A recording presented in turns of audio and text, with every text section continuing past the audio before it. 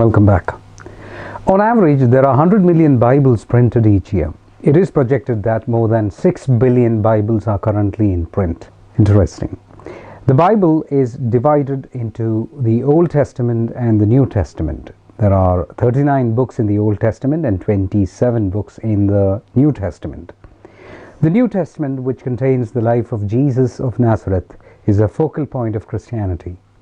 In the New Testament, 4 books are considered pivotal because they contain the life of Jesus and his mission. They are known as the canonical Gospels, books written by 4 evangelists, Matthew, Mark, Luke and John.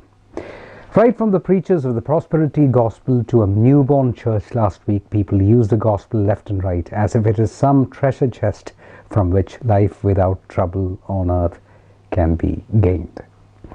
The question here is how one should read the Gospels.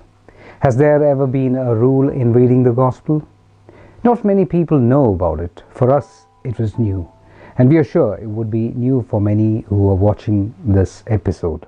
Several fathers of the church from the 1st century have discussed the rule of reading the Gospel in depth. There's one such mystic who has caught our attention, and that is Ignatius Brian Chaninov. Ignatius Brian Chaninov is an outstanding figure in Russian Orthodox spirituality. Brian Chaninov writes, "When you read the Gospels, do not seek enjoyment, do not seek exalted feelings, and do not try to find brilliant thoughts. Seek only the truth. Read the Gospel and try to fulfill its commandments with deeds." Brian Chaninov underlines something so profound. This is the book of life, and one must read it with one's life. There are some rules Brian Chaninov puts forward to his reader in reading the Gospel. Rule number 1. When you open the Gospel to read it, remember that it will determine your eternal fate. Rule number 2. The reader will be judged by it, and his eternal fate will be determined by it. Rule number 3. It is a law that is written which can be accepted or rejected. If accepted, good. If rejected, a heavy price will have to be paid. Rule number 4. Pray with compunction to God so that He will open your eyes to see the miracles hidden in His law. For the Bible is His law.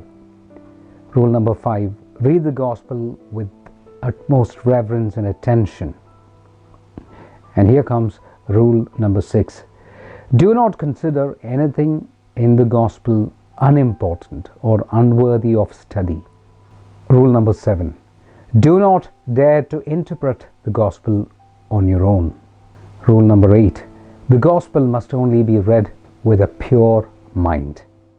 If we follow these rules, God will begin to talk to us. Apparently, in a world of free will, it is one of the ways He speaks to us. While reading the Gospels, especially reading about lepers, the paralyzed, the blind, the lame and the possessed that Jesus healed, remember that our soul, which is covered in sores of sin and in bondage, needs to be healed. St. Pachomius the Great, one of the greatest of the ancient fathers, knew the Gospel by heart. The Gospel thus directed him at every stage of his life and was constant companion of his. This applies to all religions and faiths. Read your scriptures with reverence. Always remember that God is speaking to you through it. God bless you all.